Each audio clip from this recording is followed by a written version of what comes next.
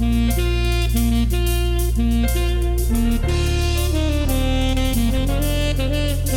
want to start by making a blanket statement about church generally and this church specifically. We're not a business or a club. You know, that's not what we are. Like you go to those things and expect a certain kind of a product to be put on.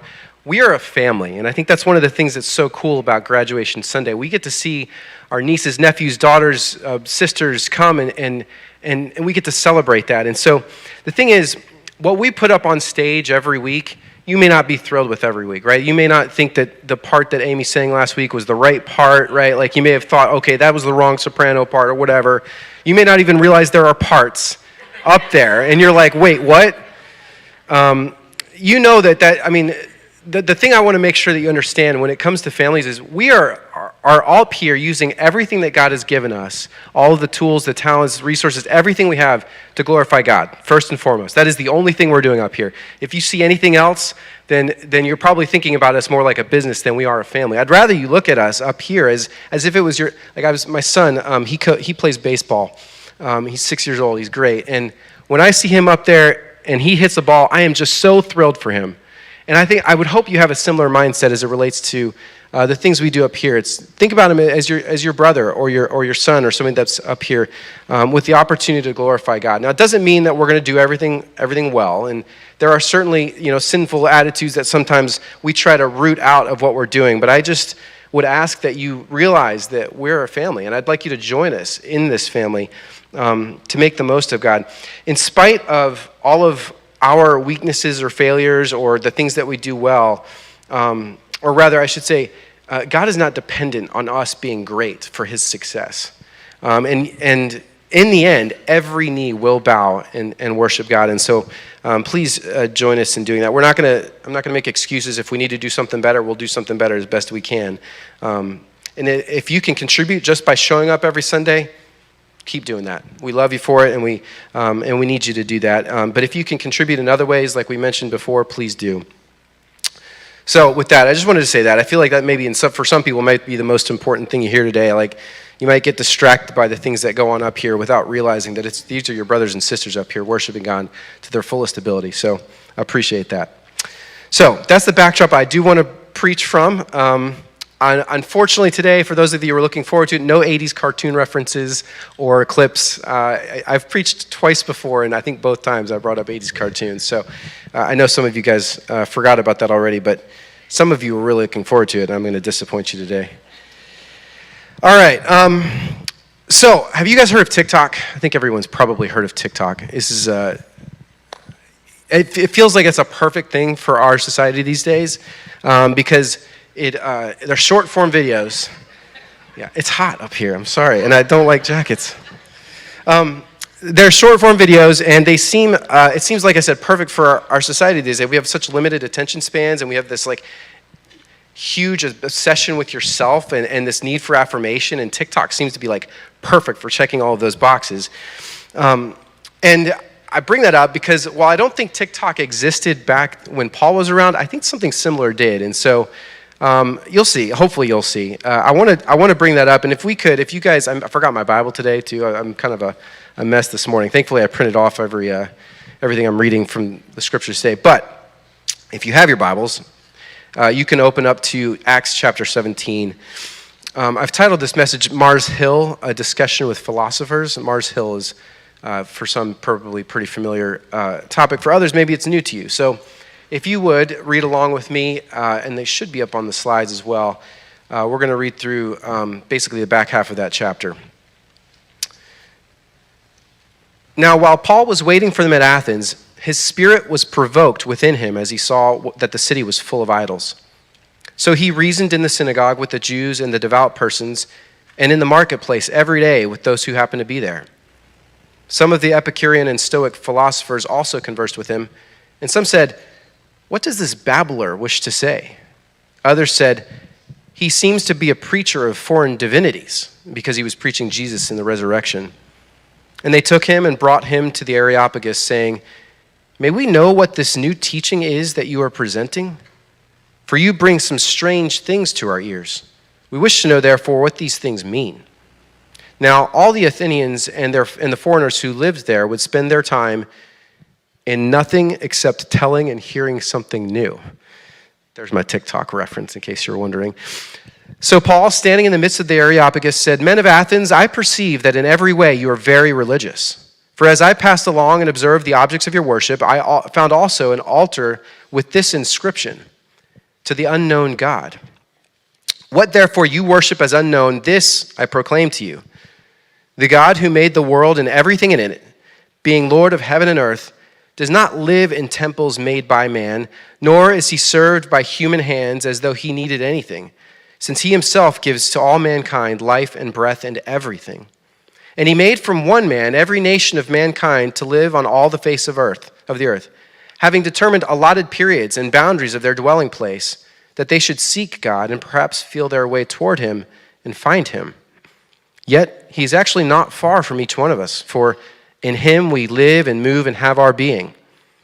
Even as some of your own poets have said, for we are indeed his offspring. Being then God's offspring, we ought not to think that the divine being is like gold or silver or stone, an image formed by the art and imagination of man.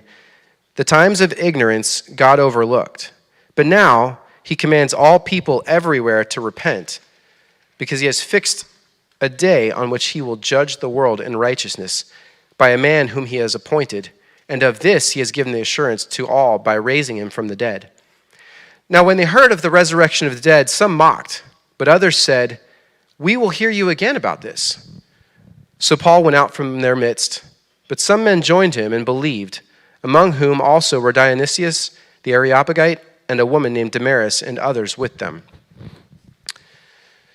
Cool, thank you for reading and following along. I want to focus on a few things, three main things I'd like to pull from this passage as we get going. Number one is Paul's reaction. Number two is Paul's approach. And three is the people's response. I think you'll see all of those in this passage as we go through it. I think there's some things we can learn. As you guys kind of enter the work world, the graduates, as you guys enter the working world and go off to school, you're going to encounter all kinds of potentially new thoughts and new ideas and different philosophies. So I think that Paul's approach, Paul's experience here would be something beneficial to y'all. So hopefully it makes sense. I think all of us, though, in whatever space we're in, are going to see some value in emulating what Paul has done here. So first, y'all know my wife, Amy. She's incredible. She's very thoughtful. She's very thorough. She's really making sure our kids try to clean up after everything. And I don't know how many times she tells the kids to clean their room that they don't listen. They still don't seem to remember that they need to do that. But she likes to have everything in its place. So the thing that kind of surprises me about her, and she's great, she's wonderful, is that sometimes I'll walk into the kitchen and every single cupboard door would be open. She's not in them, she's not getting anything out, they're just open. And I'll walk into our room and like half of her drawers are all out with clothes draping over the side. And I'm like, it boggles my mind. Like I as neat as she is, and as particular she is about dishes and all these other things, she leaves all these things open. The other thing she does that drives me absolutely insane. This is y'all are gonna appreciate. She leaves seconds on the microwave. Do you know what I'm talking about? Is this not the most no?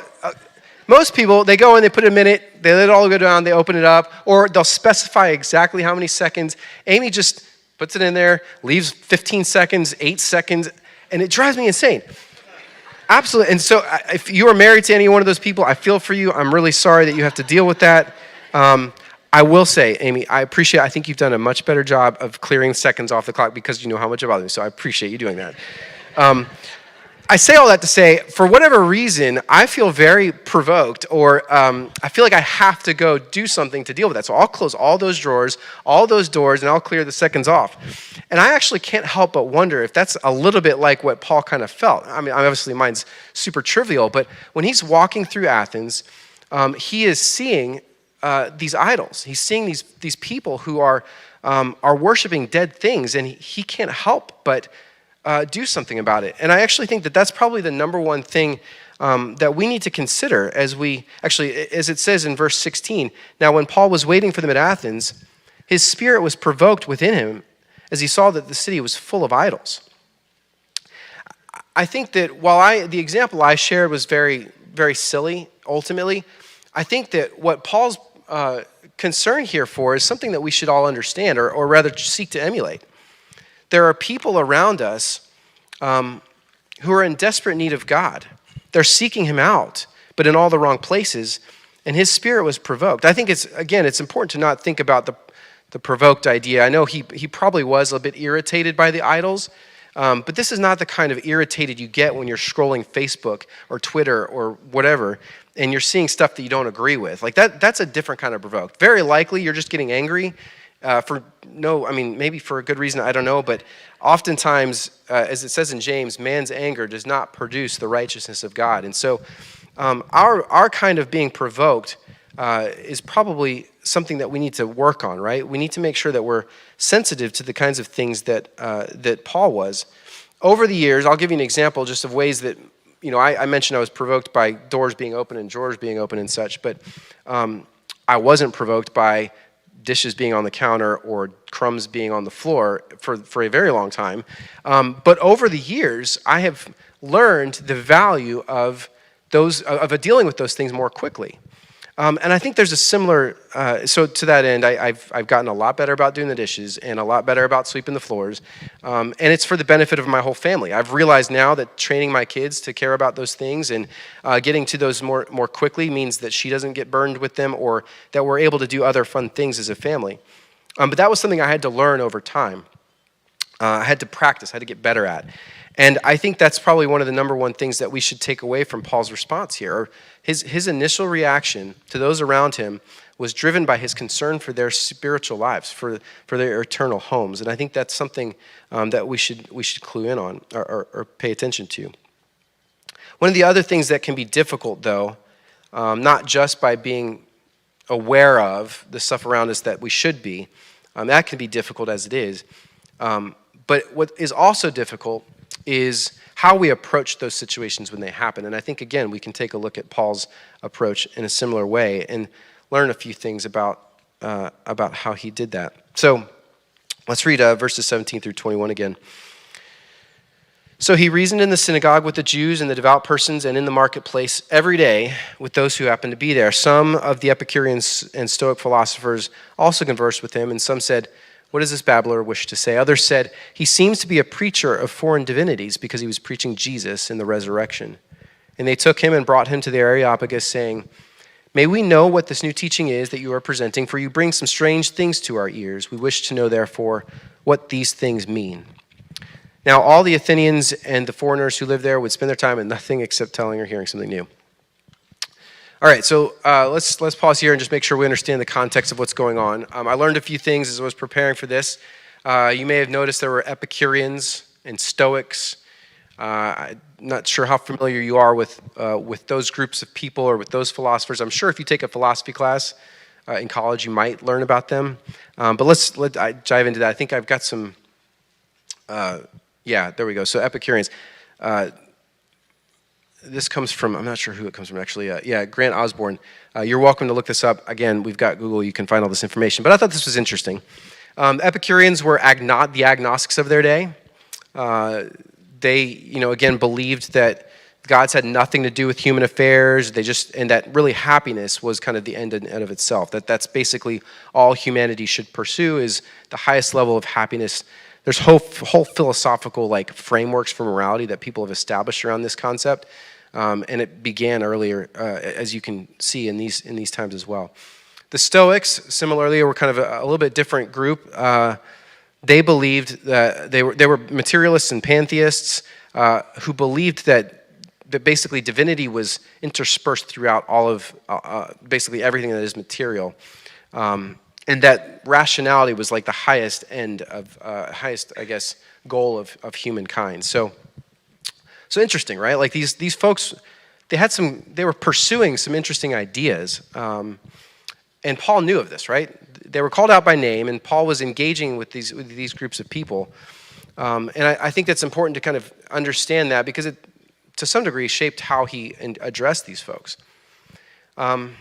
Because of how intellectual these folks were and how much they cared about the afterlife and divinity, they had a whole system set up for evaluating the gods that they worshipped at the time. And that's what this Areopagus was. So Areopagus literally means the hill of Ares. And Ares is also known as Mars. And that's where we get this Mars Hill concept from. But the Areopagus was not just a big old hill. It was also a place where there was a council that met and, like I said, evaluated foreign deities. And so I think what's interesting here is that while it seemed really formal and, worthwhile, it certainly seemed that, it still probably was more like TikTok than it was a legitimate endeavor to discover the Creator.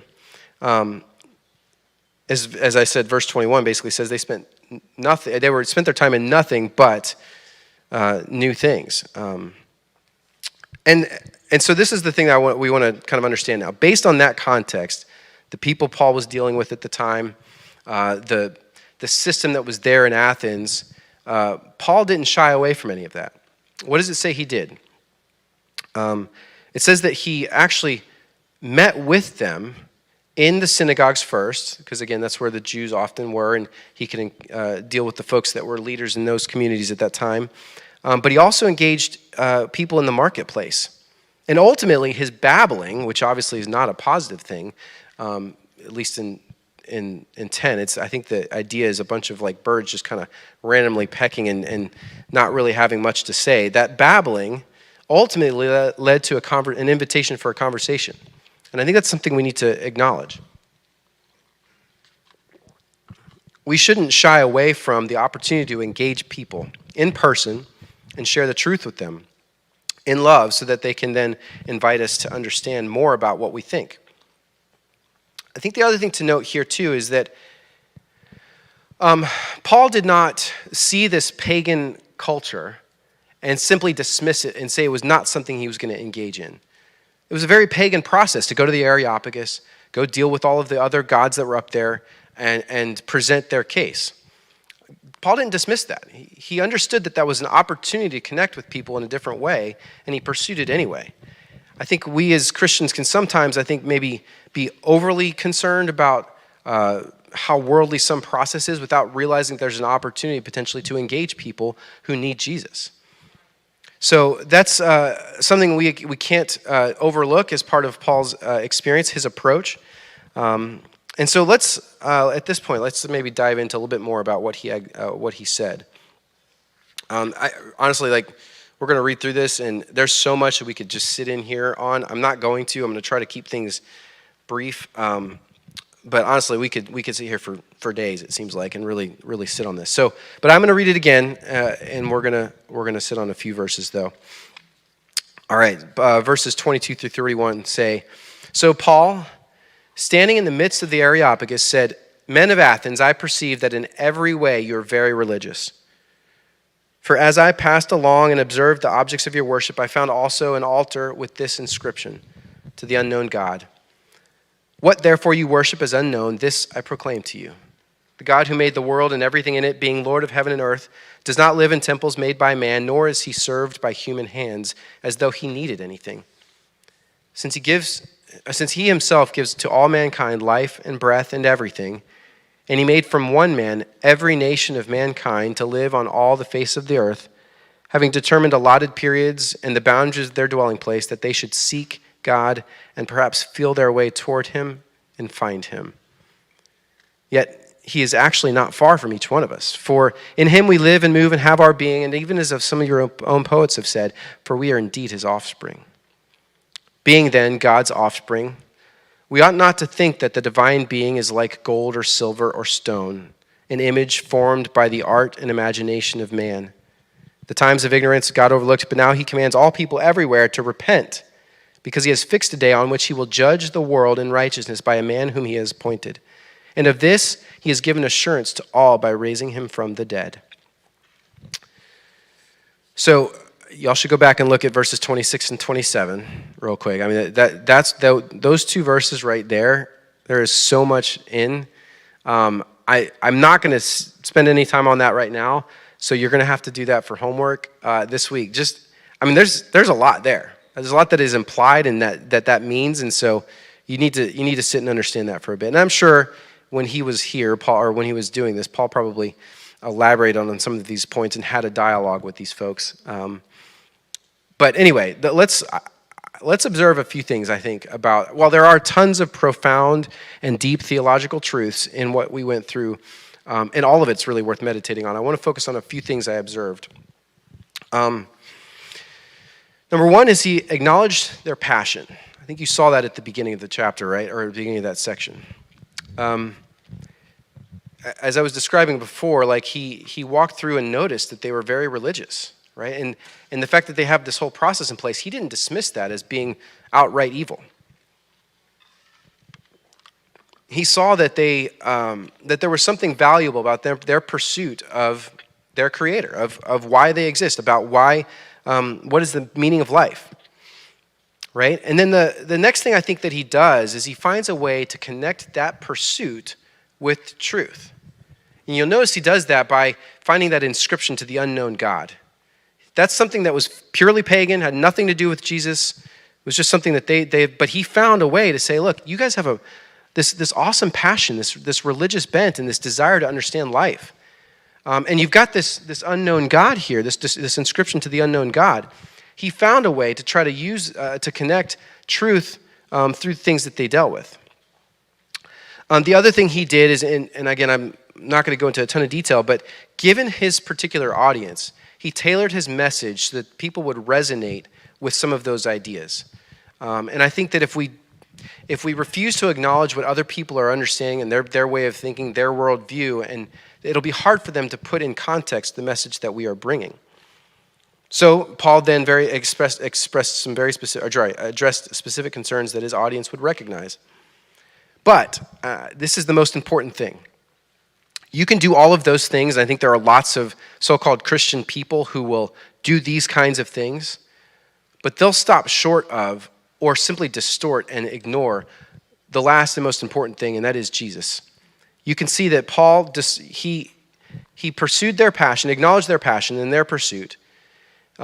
He found a way to connect that pursuit with something that is true.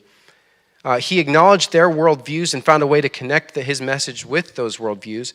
But all of that was for the purpose of drawing people to Jesus. You can see that in the last few verses where he called folks everywhere to repent. And he mentioned that there is a man whom he has appointed that he's going to be judging the world by, and that man was raised from the dead.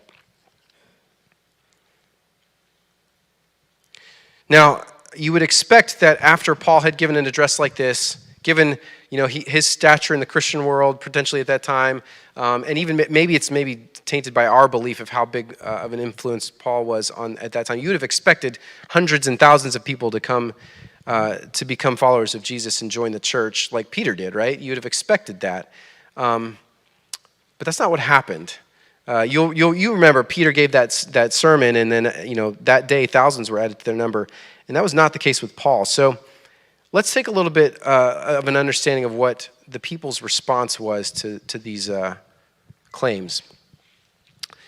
In verses 32 through 34, we read that, now when they had heard of the resurrection of the dead, some mocked, but others said, "We will hear you again about this." So Paul went out from their midst, but some men joined him and believed, among whom were also Dionysius and the Areopagite, and a woman named Damaris, and others with them. The reference to the Areopagite basically means that the person he was presenting to, that was kind of overseeing that council, was one of the members, or was one of the men who followed him. But I think what you'll see is that there is not an overwhelming desire to now become a Christian in this. There was still a great deal of skepticism. Some completely mocked him, right? And I think that this is common today. Christian worldview and Christianity and purely the idea of a man coming back to life, being resurrected, will be mocked. And the thing that we need to understand is that this is Paul, like one of the founders one of the apostles in the early church. And even he was not well received by those around him. So I think that this experience is very common for many of us, especially as we then move out of our our parents' homes, or if we step into a workplace that is not as friendly to Christianity as our church might be, of course, we're going to find ourselves faced with different kinds of reactions. We should not be surprised by what we experience in the world. Of course, Jesus was the first one to be rejected by many, so it's not like even Paul was by himself in that. But I think that it's worth noting that the people are, some are going to follow, some are going to be interested in hearing more, and even after they've heard more, they may still choose to reject you, and some are simply going to be dismissive outright. So where does that take us today? Where's my next slide? I think I've got, okay, yeah. So where does that leave us, right? So what about me? We've read through Paul and his experience at the Mars Hill Council, where he was dealing with things. So where does that leave us? Like, what does this matter? How do we take anything from this, and how do we apply it for ourselves? In a world where I think John mentioned this a few weeks ago, where deconstruction is like the big thing, and I'm sure there's plenty of deconstruction videos on TikTok itself. Some from prominent preachers' children, for example. There's some of you may be familiar with John Piper. Well, his son has deconstructed, and being evangelical is like the thing, right? Like everybody is finding that to be a trendy thing to take on. So it seems like it's important for us to understand that we're going to encounter this, and how do we deal with that? I think one of the reasons why that is becoming increasingly popular is because our culture, for the longest time, the American culture, I think, assumed everybody was going to church on Sunday mornings, Sunday evenings, and then again on Wednesday nights. Like that was just what our culture did, and now that is no longer culturally expected, it's going to be more likely to see folks rejecting Christianity. And so I think there's probably two key things I'd like us to really take away from Paul's experience here. Number one, like I was describing before, is let's be sensitive to what really matters. And number two, let's not be shy about Jesus and his resurrection. We don't have to hide from that. That is probably the most fundamental thing that we could share. So let's understand what I mean by be sensitive. People need Jesus. They may not realize it, and they're going to express it in a million ways, right?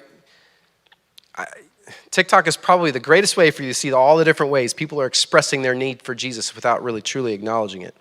You're going to walk around campus, you're going to walk around your workplace, you're going to see people who don't know it, but that are in desperate need of connecting with their Creator. And your spirit should be provoked in a way that loves them, that results in you engaging them in a meaningful way, in a meaningful relationship. I think too often we might be oblivious to those kinds of needs. We may, or worse, we may be callous to that. We may just assume that what we're seeing is just not something we can help with. And I think that's the heart that we need to move away from. We cannot have calloused hearts that refuse to acknowledge what's truly underneath what people are expressing, which is the need for Jesus. So number one, I think we need to learn to be sensitive. And then number two, like I said, we shouldn't be shy.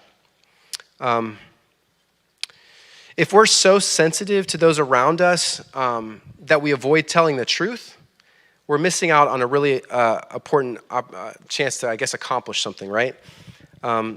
Sometimes the truth is painful. Last week, or was it last week? Yeah, last week I did the communion thing, and I talked about forgiveness and repentance.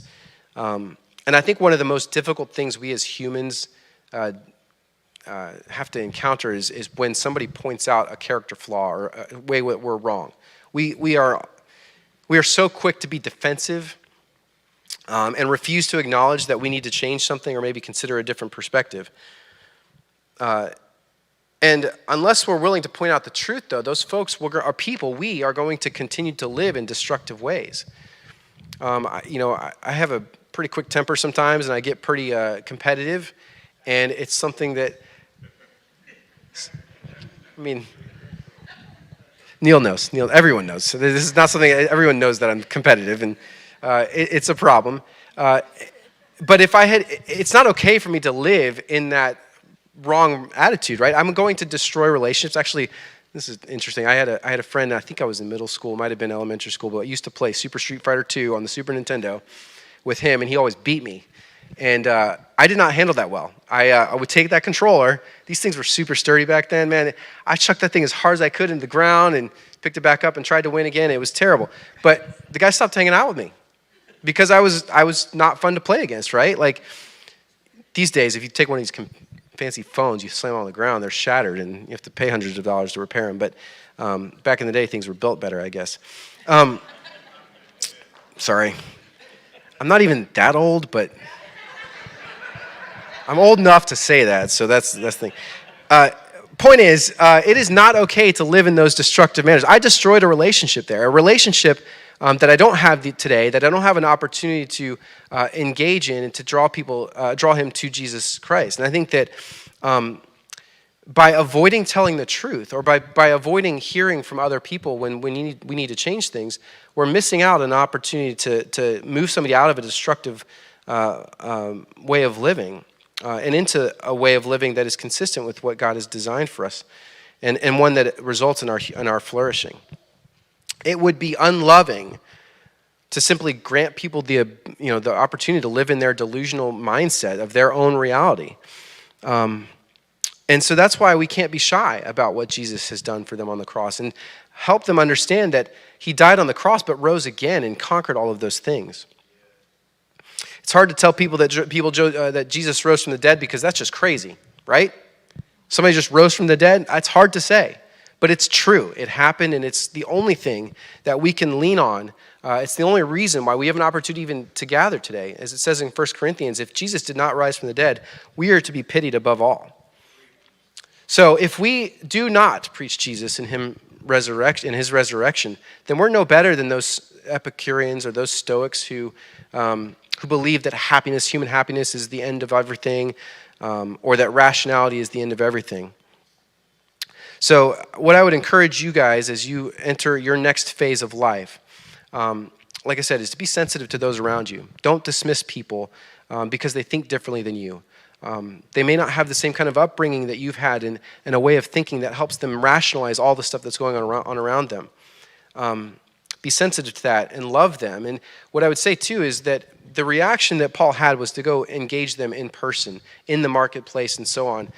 It's probably pretty easy to post something on one of those social media sites, and perhaps there's a place for that. But more importantly, those interpersonal relationships where you can look somebody face to face, that's where the real conversations can happen, and don't shy away from those. And when you have those relationships, work with them through love to see that Jesus died and rose again for them, and help them get out of whatever destructive lifestyle that they're living. And I would encourage us, even we today might have choices that we make in our lives or things we're holding on to that allow us to still live in destructive ways. And I think we need to let Jesus' death and resurrection impact us in that way too.